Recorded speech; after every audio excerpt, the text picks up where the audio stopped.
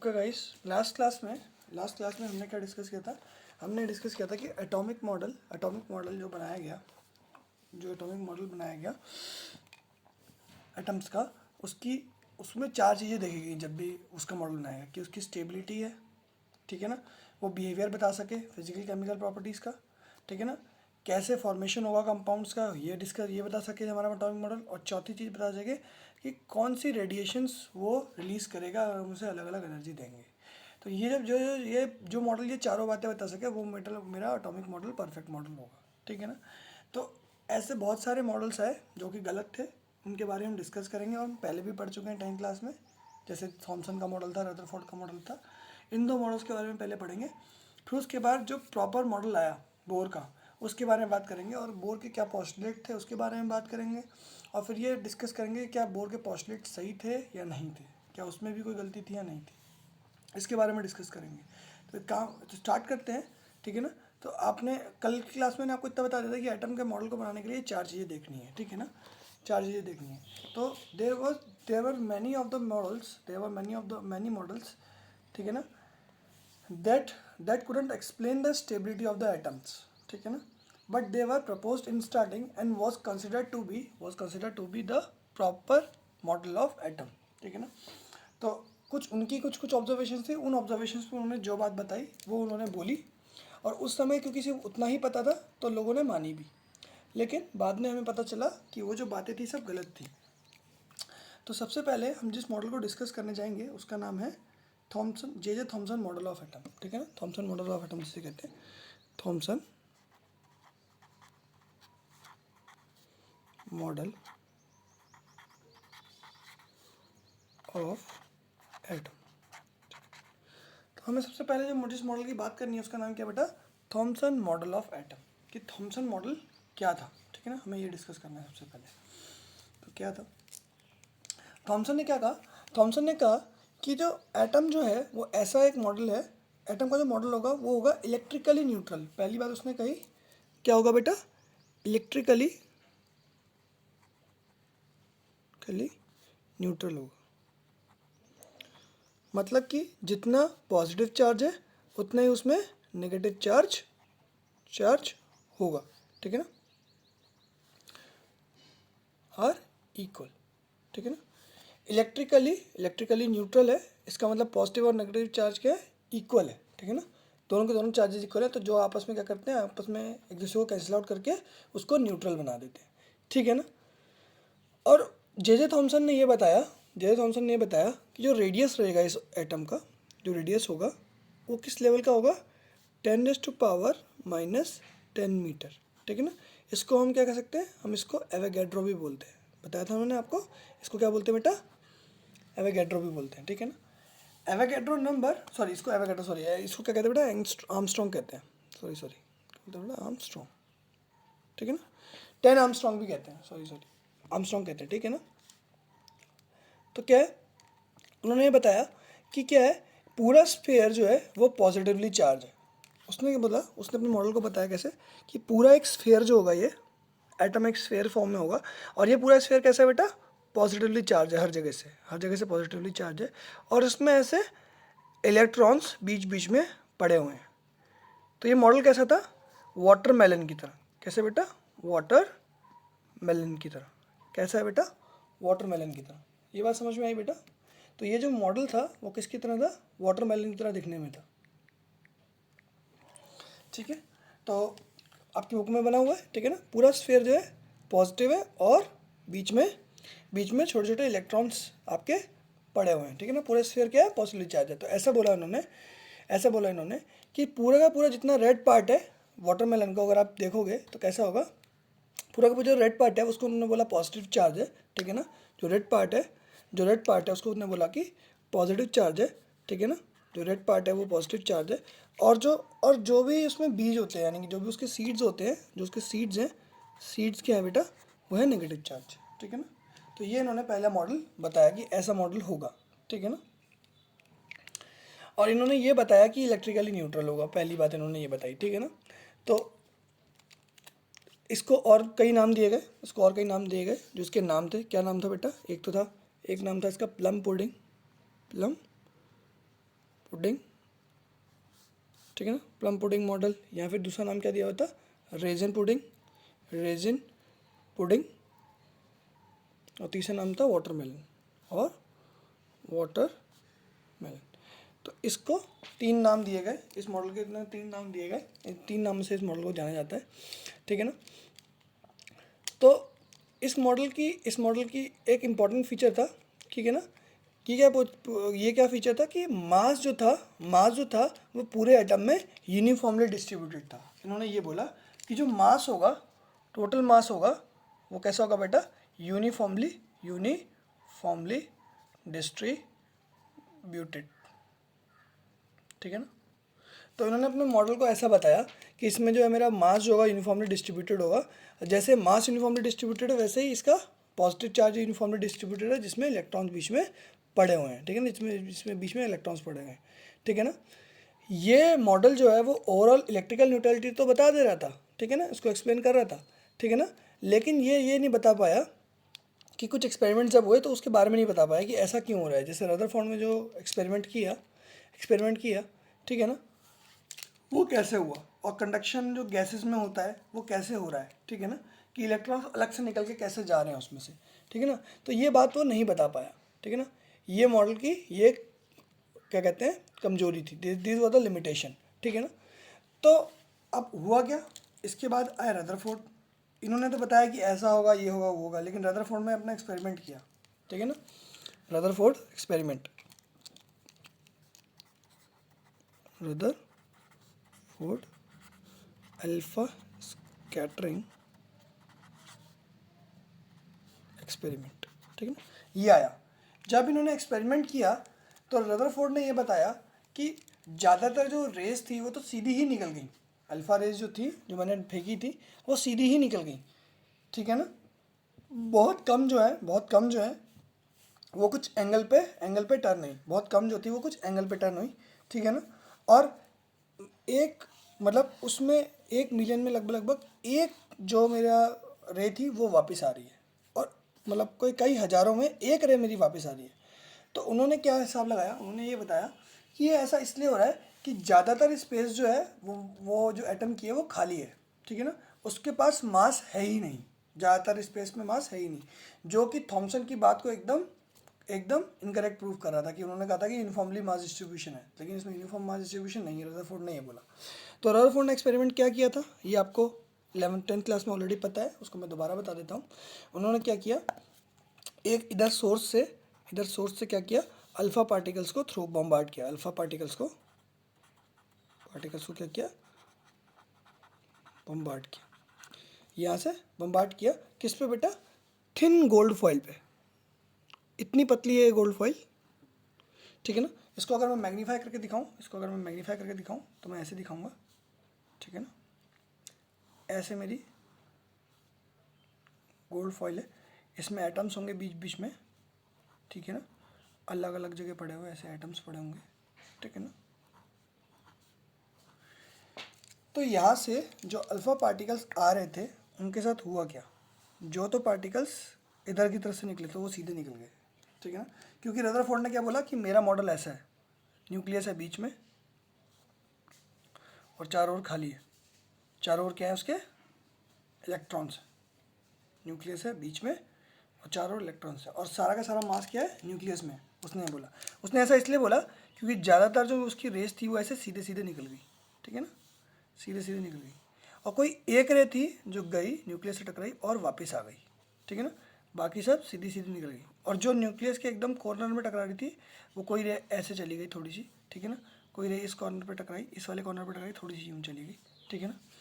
और कई रेस क्या है, यहाँ से यहाँ पर जब ऐसी जगह पे हिट किया तो ऐसे भी आई, ठीक है ना, और एक रे ऐसे गई, और एक रे गई यहाँ पर, ठीक है ना, ये रे ऐसे गई, तो ये ऐसे स्कैटरिंग हो रही थी। अब उसको पता कैसे चला कि ये रेस ऐसे ऐसे जा रही है, तो उसने एक्सपेरिमेंट में क्या किया था, जब वो एक्सपेरिमेंट वाला कर रहा था, उसने क्या किया, गोल्ड फॉइल के चारों ओर क्या लगा दी, एक फिल्म लगा दी, किसकी, फ्लोरेसेंट फिल्म, ठीक है ना, फ्लोरेसेंट की फिल्म लगा दी, और जहाँ जहाँ वो जाके टकरा रहे थे वहाँ क्या होता था, एक स्पार्क आपको दिखता था, ठीक है ना, एक स्पार्क दिखता था आपको, जो मैंने आपको बताई थी बात, ठीक है ना, जो उन्होंने फिल्म कहाँ लगाई थी, कैथोड रे में लगाई थी, वही फिल्म यहाँ लगाई है, ठीक है ना, ठीक है ना। तो उसने बहुत पतली गोल्ड फॉइल से अल्फा पार्टिकल्स को बहुत पतली गोल्ड फॉइल पे बम्बार्ड किया, और उसने ये एक्सपेरिमेंट में पाया कि बहुत कम थी जो पीछे की तरफ रिफ्लेक्ट हुई, ज़्यादातर रेस कैसी सीधी सीधी निकल गई।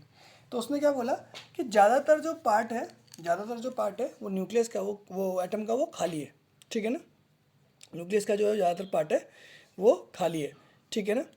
उसने इसकी थिकनेस कितनी ली थी, इसकी थिकनेस थी लगभग 100 नैनोमीटर्स, ठीक है ना। तो 100 नैनोमीटर थिकनेस में, यानी कि 100 नैनोमीटर मतलब कितना हो गया, 100 इंटू 10⁻⁻⁹, दैट इज 10⁻⁻⁷,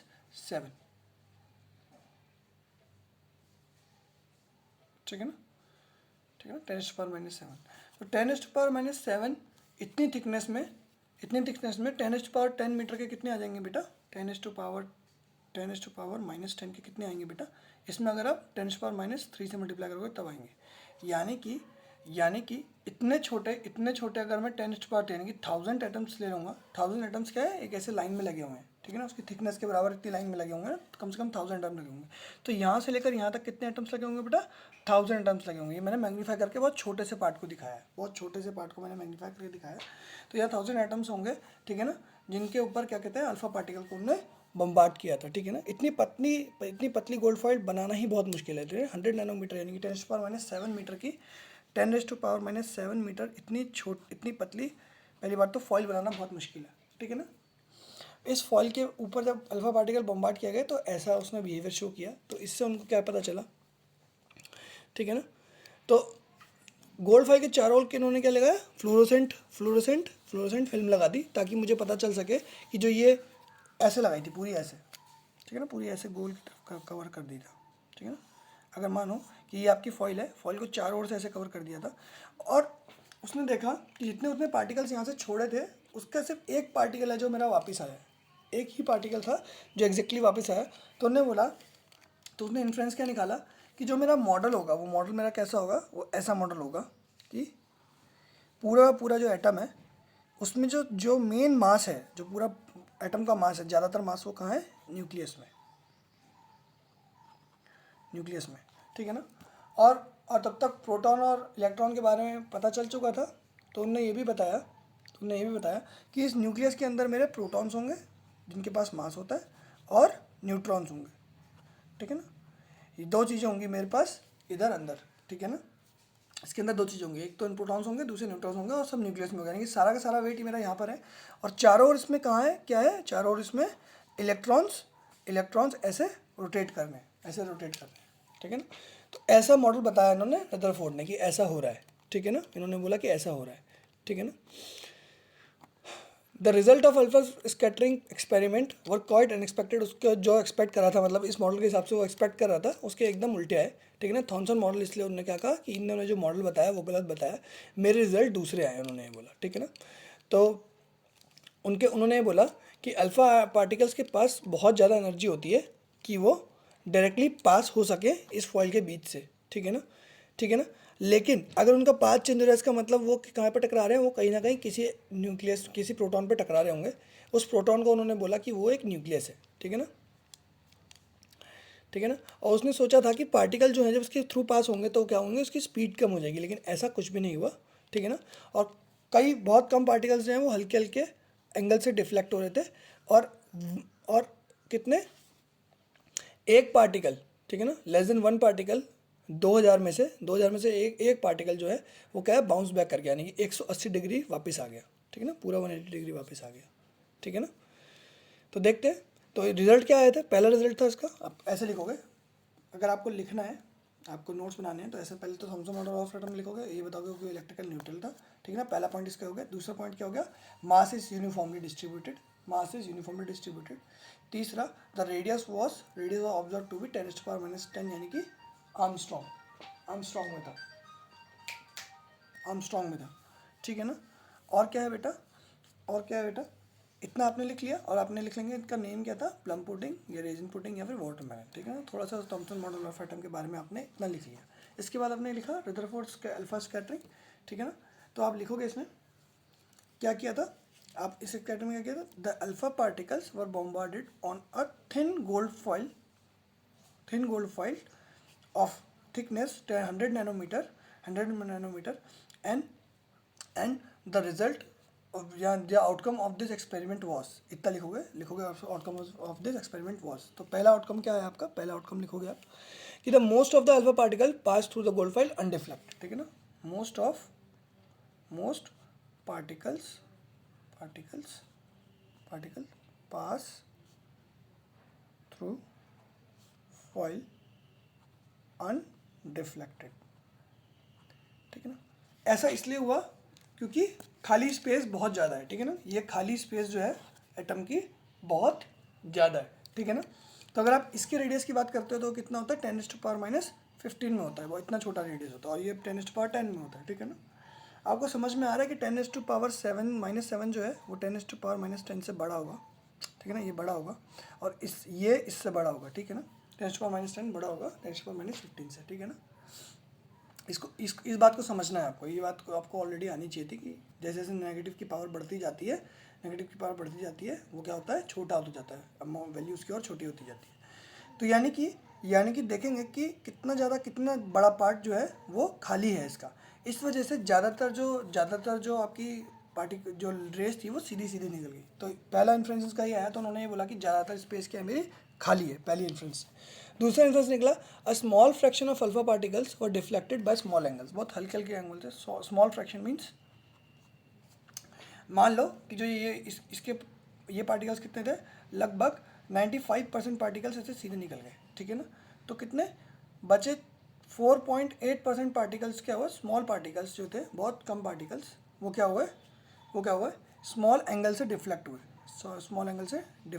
तो यहाँ आप लिखोगे अ स्मॉल फ्रैक्शन, लगभग कितना 4.8%, ठीक है ना, of alpha particles were deflected by small angles, ठीक है ना। और बचा जो 0.2% बचा हुआ है, उतने पार्टिकल्स क्या हुए बाउंस्ड बैक, ठीक है ना, बाउंस्ड बैक एट 180 डिग्री। तो आप लिखोगे, इस थर्ड पॉइंट को लिखोगे, a very few particles 0.2%, that is approximately 1 in 20,000 particles bounced back, ठीक है ना, that is they were deflected at angle of 180 degree, ठीक है ना। तो ऊपर की जो ऑब्जर्वेशंस आई आपके एक्सपेरिमेंट की, वो आई ऑब्जर्वेशन आई, उसके हिसाब से क्या कंक्लूड किया रदरफोर्ड ने कि ज़्यादातर स्पेस जो है वो खाली है, ठीक है ना। बहुत कम पॉजिटिवली चार्ज अल्फा पार्टिकल क्योंकि डिफ्लेक्ट हुए थे, तो इसका मतलब कि वो वहाँ पर रिपल्सिव फोर्स होगा वहाँ पर जो उसको डिफ्लेक्ट कर रहा होगा, और कि कहाँ पे होगा, जब वो न्यूक्लियस की एकदम वर्स पे यहाँ पर जाके यहाँ से निकल रही होगी, जब इधर से रे निकल रही होगी तो वो हल्की सी डिफ्लेक्ट होगी, क्योंकि यहाँ पर भी पॉजिटिव चार्ज है, और अल्फा पार्टिकल्स क्या होते हैं, पॉजिटिवली चार्ज होते हैं, ठीक है ना, पॉजिटिवली चार्ज होते हैं अल्फा पार्टिकल्स, कैसे होते हैं, पॉजिटिवली चार्ज होते हैं। तो ये इसको यहाँ से क्या करता है, रिपेल करता है, तो कुछ एंगल पे डिफ्लेक्ट हो जाते हैं। जो थोड़ा सा इसके और करीब से निकले, इधर से कहीं से निकले, उनको उसने क्या किया, बहुत ज़्यादा एंगल पे डिफ्लेक्ट कर दिया, ठीक है ना। तो ये डिफ्लेक्शन बहुत स्मॉल था, ठीक है ना, बहुत कम रेस के साथ से हुआ, और 20,000 में से 20,000 में से सिर्फ एक रे थी जो एग्जैक्टली यहाँ पर आके जिसने क्या करना, हिट किया, और वो कितने आई, 180 डिग्री एंगल से वापस चली गई, 180 डिग्री एंगल से वापस चली गई, ठीक है ना। तो तीसरे वाले से उन्होंने ये बताया, तीसरे वाले कंक्लूजन से ये निकला कि जो मेरा न्यूक्लियस है वो एकदम सेंटर पे है, और उसका जो साइज़ है वो बहुत ही छोटा है, ठीक है ना, बहुत ही छोटा है। तो उसने क्या बताया कि ये न्यूक्लियस का साइज़ कितना है, लगभग 10⁻⁻15 मीटर्स में, यानी कि इसमें बेटा फर्मी में है। मैंने बताया था ना, इसको क्या कहते हैं बेटा, फर्मी कहते हैं, फर्मी लेवल पे है, ठीक है ना। तो रदरफोर्ड ने कैलकुलेट करके सब बताया कि ये मेरा जो रेडियस है इसका 10⁻⁻15 रहेगा, ठीक है ना, और ऊपर वाले का रेडियस, टोटल रेडियस कितना है, 10⁻⁻10 है, ठीक है ना। और उसने ये बताया कि सारा का सारा पॉजिटिव चार्ज मेरा क्या है, बीच में कंसंट्रेटेड है, ठीक है ना, सारा का सारा पॉजिटिव चार्ज बीच में कंसंट्रेटेड है, ठीक है ना। तो ऐसे बोल सकते हैं, ऐसे सोच सकते हैं कि अगर आप एक ग्राउंड में खड़े हो जिसका रेडियस कितना है बेटा, 5 किलोमीटर्स है, उस ग्राउंड में 5 किलोमीटर, समझ रहे हो आप, 5 किलोमीटर बहुत बड़ी वैल्यू हुई, 5 किलोमीटर बहुत ज़्यादा हुआ, अगर क्रिकेट बॉल की बात करें, ठीक है ना, क्रिकेट बॉल से 5 किलोमीटर को देखोगे तो क्रिकेट बॉल बहुत छोटी सी है और 5 किलोमीटर बहुत ज़्यादा है। तो 5 किलोमीटर रेडियस में क्रिकेट बॉल बीच में रखी हुई है, दैट इज़ द न्यूक्लियस। और एटम का साइज़ को इतना बड़ा करके आपको अगर दिखाया जाए, इतने कितने 10 टू पावर 20, मतलब 10 टू पावर 20x जूम किया हुआ है, ठीक है ना।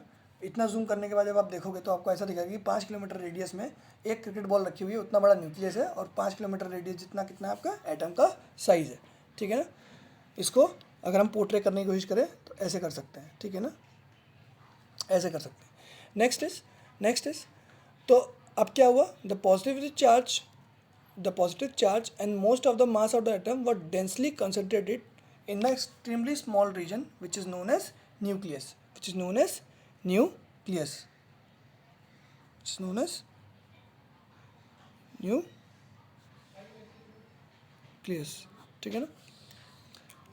ठीक है ना, कॉल्ड न्यूक्लियस, ठीक है ना। और क्या है बेटा, the nucleus is surrounded by electrons that move around the nucleus with very high speed in circular path. और उन्होंने क्या बोला कि इसके चारों ओर क्या मेरे पास इलेक्ट्रॉन्स हैं जो बहुत तेज़ी स्पीड में घूम रहे हैं, ठीक है ना, बहुत तेज़ी स्पीड में घूम रहे हैं, उन्होंने बोला इसके चारों ओर में, और जिसको उन्होंने कहा ऑर्बिट में घूम रहे हैं, जिसमें घूम रहे हैं उसको उसने नाम क्या दिया बेटा, ऑर्बिट दिया, सर्कुलर पाथ को उसने नाम दिया ऑर्बिट, ठीक है ना। तो रदरफोर्ड का जो मॉडल था वो एकदम कैसा था, सोलर सिस्टम को रिप्रेजेंट कर रहा था कि सन बीच में पड़ा हुआ है और जो प्लैनेट्स है उसके चारों ओर घूम रहे हैं, जैसे वैसे ही इलेक्ट्रॉन्स के चारों ओर घूमते हैं, उसने ऐसा बोला, ठीक है ना। और तीसरी बात उसने ये बोली कि electrons and nucleus are held together by electrostatic force of attraction. जो इसमें क्योंकि ये इलेक्ट्रॉन्स यहाँ से जा नहीं रहे हैं, इसको छोड़ के नहीं जा रहे हैं, क्यों नहीं जा रहे हैं, क्योंकि एक हमेशा ऐसा फोर्स लग रहा होगा जो इसको खींच रहा है अंदर की तरफ, ठीक है ना, जो इसको खींच रहा है अंदर की तरफ, ठीक है ना।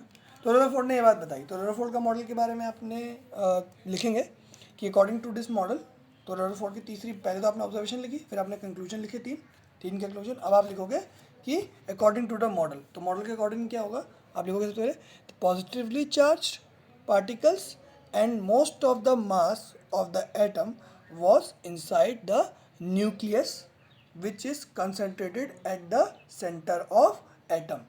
पहला आपका ये पॉइंट आया। सेकंड पॉइंट आप लिखोगे the nucleus is surrounded by electron that moves in a circular path called orbit with very high speed, ठीक है ना, बहुत तेज स्पीड में वो घूमते हैं, रिसेम्बलिंग द सोलर सिस्टम, ऐसे लिखोगे, रिसेम्बलिंग द सोलर सिस्टम।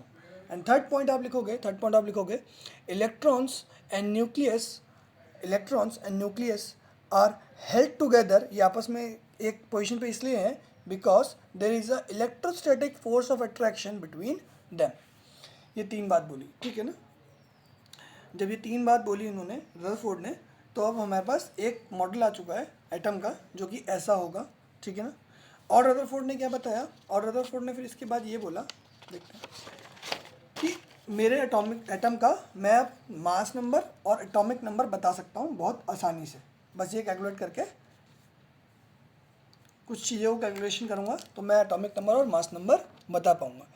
तो एटॉमिक नंबर को रदरफोर्ड ने कैसे बताया, एटॉमिक नंबर ने बोला, उसने बोला z is the atomic number is represented by z, ठीक है ना। Atomic number is represented by z से एटॉमिक नंबर रिप्रेजेंट करा जाएगा, और जो z होगा वो किसके बराबर होगा, नंबर ऑफ प्रोटॉन्स प्रेजेंट, ठीक है ना, प्रेजेंट, और नंबर ऑफ इलेक्ट्रॉन्स प्रेजेंट,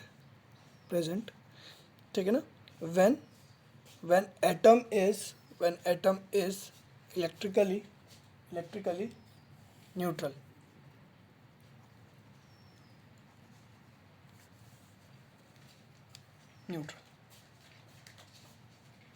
ठीक है ना। जब एटम आपका इलेक्ट्रिकली न्यूट्रल है तो z की वैल्यू क्या है, ठीक है ना, तब आपकी z की वैल्यू क्या होगी, जो नंबर ऑफ आपके इलेक्ट्रॉन्स के बराबर होगी, ठीक है ना। क्योंकि प्रोटॉन्स तो हमारे एटम को छोड़ते नहीं है, लेकिन इलेक्ट्रॉन्स लीव कर जाते हैं ना, जब भी जो भी केमिकल रिएक्शन होती है उसमें पार्टिसिपेशन कौन लेते हैं, इलेक्ट्रॉन्स लेते हैं आपस में, ठीक है ना। प्रोटॉन्स आपस में कोई पार्टिसिपेशन नहीं लेते हैं। प्रोटॉन क्या करते हैं, सिर्फ नंबर ऑफ मास पे डिपेंड करता है, मास को बताता है, ठीक है ना। ये तो हो गया एटॉमिक नंबर, ठीक है ना। तो न्यूट्रल एटम में अगर आपका एटम न्यूट्रल है तो आप नंबर ऑफ इलेक्ट्रॉन से बता सकते हो, अगर न्यूट्रल नहीं है तो नंबर ऑफ प्रोटॉन्स बताएंगे आपके कि आपका एटॉमिक नंबर क्या है उस एटम का। फॉर एग्जांपल आपका हाइड्रोजन का एटॉमिक नंबर क्या होता है बेटा, 1 होता है, ठीक है ना। सोडियम का कितना होता है बेटा, 11 होता है, ठीक है ना। लेकिन अगर Na पॉजिटिव लिखोगे तो इसका भी एटॉमिक नंबर आप 11 ही बताओगे, जबकि इसमें इलेक्ट्रॉन्स कितने हैं बेटा, इसमें इलेक्ट्रॉन्स कितने होते हैं बेटा, 10 हो जाते हैं। ये इलेक्ट्रॉन एक दे देता है तो ये पॉजिटिवली चार्ज हो जाता है। तो जब ये न्यूट्रल होता है उस समय पे जितने इलेक्ट्रॉन्स होते हैं, यहाँ पर 11 इलेक्ट्रॉन्स होंगे जब ये न्यूट्रल होगा, ठीक है ना। यहाँ पर 11 इलेक्ट्रॉन्स होंगे, यहाँ पर 10 इलेक्ट्रॉन्स होंगे, ठीक है ना। जब ये न्यूट्रल था तो उस समय पे जो इसके नंबर ऑफ इलेक्ट्रॉन्स हैं, ठीक है ना, वो किसके बराबर होते हैं, वो उसके एटॉमिक नंबर होता है, ठीक है ना। और दूसरी चीज़ क्या है, दूसरी चीज़ होती है मास नंबर। मास नंबर मैं आपको बताया था, AMU यूनिट बताई थी ना बेटा, उसी यूनिट को मास नंबर से नोट करते हैं। मास नंबर क्या होता है बेटा, किसी भी एटम का मास नंबर क्या होता है, उसके number of protons plus number of electrons. ऐसा क्यों है, सॉरी नंबर ऑफ न्यूट्रॉन्स, ऐसा क्यों है बेटा, ऐसा क्यों हुआ ये बताएंगे अब आप। क्योंकि हमें पता था कि जो इफेक्टिव मास होता है वो इसका और इसका 1 होता है, इलेक्ट्रॉन का प्लस इलेक्ट्रॉन भी करना चाहिए क्योंकि टोटल मास होना चाहिए, लेकिन इलेक्ट्रॉन का इफेक्टिव मास कितना होता है बेटा, 0 होता है। इसलिए हम इसको कंसिडर नहीं करते हैं, हम सिर्फ इन दोनों को प्लस करके आंसर लिख देते हैं, क्योंकि मास नंबर क्या बताता है, मास ऑफ एटम बताता है। तो मास में तीनों चीज़ें आनी चाहिए क्योंकि तीन एलिमेंट से मिलकर बना है, लेकिन तीसरे एलिमेंट का मास कितना है बेटा, इफेक्टिव मास कितना है, 0 है। इसलिए हम मास नंबर को सिर्फ इन दोनों को ऐड करके बता देते हैं, ठीक है ना। तो यानी कि N + P gives you the mass number. और मास नंबर को आप किससे नोट करते हो बेटा, A से नोट करते हो। किससे नोट करते हो बेटा, A से नोट करते हो। तो कभी भी अगर आपको किसी भी एटम को डिफाइन करना होता है तो मान लो कि उस एटम का सिंबल क्या है बेटा, X है, X उसका सिंबल है, तो आप क्या लिखते हो, Z को आप यहाँ लिखते हो और A को आप यहाँ लिखते हो। ऐसे आप डिफाइन करते हो किसी भी एटम को, ठीक है ना, उसके मास नंबर और उसके एटॉमिक नंबर को। फॉर एग्जांपल अगर मैंने लिखा 1H1, तो हाइड्रोजन है, एक हाइड्रोजन है जिसका मास नंबर 1 है और एटॉमिक नंबर भी 1 है। मास नंबर 1 है, एटॉमिक नंबर 1 है, इसका मतलब इसमें प्रोटॉन्स कितने हैं बेटा, प्रोटॉन्स 1 है, इलेक्ट्रॉन्स कितने हैं बेटा, 1 है, ठीक है ना। और इसमें न्यूट्रॉन्स कितने बेटा, 0 है। क्योंकि मास नंबर 1 है, प्रोटॉन्स 1 हो गया, तो अपने आप न्यूट्रॉन्स की वैल्यू कितनी हो जाएगी, 0। अगर न्यूट्रॉन अगर 1 से बढ़ जाता है तो उसको क्या कहते हैं ना, ड्यूटेरियम नाम से जानते हैं। ये क्या होता है, इसको कहते हैं बेटा आइसोटोप कहते हैं। इसको क्या कहते हैं, आइसोटोप कहते हैं। पढ़ा होगा आपने 10th क्लास में पढ़ा था। आइसोटोप किसे कहते हैं, जिसका एटॉमिक नंबर सेम होता है, लेकिन मास नंबर डिफरेंट होता है, उसको क्या कहते हैं बेटा, आइसोटोप ऑफ दैट एलिमेंट ही कहते हैं। और इसको भी आप हाइड्रोजन की कैटेगरी में ही रखोगे, ये भी एक हाइड्रोजन ही है, ठीक है ना। ये रिएक्शन सारी हाइड्रोजन की तरह करेगा, बस इसका क्या होगा, मास ज़्यादा होगा, ठीक है ना, इसका मास ज़्यादा होगा। इसमें प्रोटॉन कितने हैं बेटा, 1 है, इलेक्ट्रॉन कितने हैं बेटा, 1 है, और न्यूट्रॉन कितने हैं बेटा, वो भी 1 है। तो अभी तो 1 + 1 कितना हो गया, 2 आ गया आपका आंसर, ठीक है ना। या न्यूट्रॉन कितने थे बेटा, 0 थे, ठीक है ना। और ट्रीटियम जो होता है उसमें न्यूट्रॉन्स कितने होते हैं बेटा, इसमें प्रोटॉन 1, इलेक्ट्रॉन 1, और न्यूट्रॉन्स कितने बेटा, 2। 1 + 2 3 इसकी वैल्यू आ गई, समझ में आ रहा है बेटा। तो ये तो होते हैं बेटा आइसोटोप्स, ठीक है ना। आइसोटोप्स मतलब Z is same and A is different। दूसरी चीज़ क्या होती है, दूसरी चीज़ होते हैं आइसोबार्स। क्या होते हैं बेटा, आइसोबार्स। बार का मतलब यहाँ पर होता है आपका मास से रिलेशन होता है, ठीक है ना। That means A is same and Z is different। इसका बहुत अच्छा एग्जांपल आपके पास क्या है बेटा, आइसोबार का।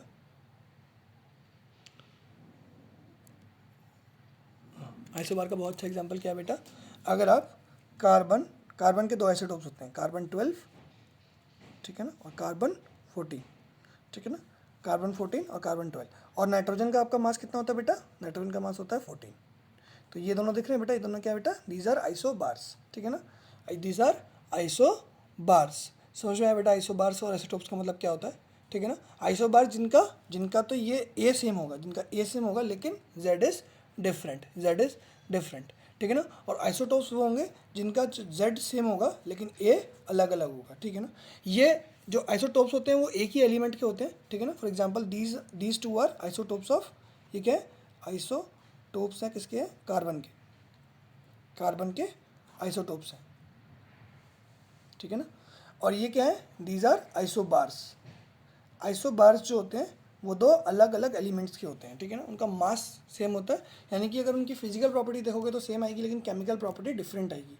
और यहाँ पर केमिकल प्रॉपर्टी सेम आएगी और फिजिकल प्रॉपर्टी डिफरेंट आएंगी, ठीक है ना। तो आइसोटोप्स की केमिकल प्रॉपर्टी सेम रहती है और फिजिकल प्रॉपर्टी चेंज आती है। आइसोबार्स की फिजिकल प्रॉपर्टी सेम होती है और केमिकल प्रॉपर्टी अलग अलग होती है, मतलब जब वो रिएक्शन करते हैं तो अलग करते हैं। जैसे कार्बन 14 अगर हमारे पास H के साथ रिएक्ट करेगा तो CH4 बनाएगा, ये अगर नाइट्रोजन हाइड्रोजन के साथ रिएक्ट करेगा तो NH3 बनाता है ना बेटा, ठीक है ना, ठीक है ना। तो यानी कि देखो इनकी प्रॉपर्टी जो केमिकल प्रॉपर्टीज़ है वो डिफरेंट है, लेकिन जो इसकी फिजिकल प्रॉपर्टी होगी क्योंकि इसका मास सेम है इसलिए फिजिकल प्रॉपर्टीज़ सेम होंगी, ठीक है ना।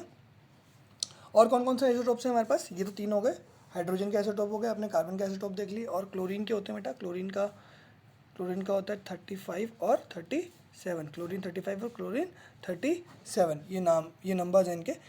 जबकि क्लोरीन का जो नंबर होता है एटॉमिक नंबर कितना होता है बेटा, 17 होता है, ठीक है ना। जो परसेंटेज अबंडेंस थी वो आइसोटोप्स की वजह से ही हो रही थी, ठीक है ना, वो आइसोटोप्स की वजह से हो रही थी। जो क्वेश्चन मैंने आपको कराया था परसेंटेज अबंडेंस का, वो आइसोटोप्स की वजह से ही आ रहा था। तभी आपका क्लोरीन का मास कितना होता है बेटा, क्लोरीन का मास आता है 35.5, क्योंकि हम एवरेज लेते हैं, ठीक है ना। जो हमारा मास होता है वो क्या होता है बेटा, एवरेज मास होता है, ठीक है ना। तो हमें समझ में आ गया केमिकल प्रॉपर्टीज़ और फिजिकल प्रॉपर्टीज़ के बारे में डिफरेंस देख कर, ठीक है ना, ठीक है ना। तो अगर आपको मैं अगर ऐसे करके लिख के किसी भी एलिमेंट को ऐसे लिख के दे दूँ तो आप बता दोगे ना कि उसका मास नंबर क्या है और उसका एटॉमिक नंबर क्या है। और मैं अगर आप इसके बाद ये भी पूछूँ कि उसमें इलेक्ट्रॉन्स कितने हैं, उसमें प्रोटॉन्स कितने हैं, न्यूट्रॉन्स कितने हैं, आराम से बता दोगे।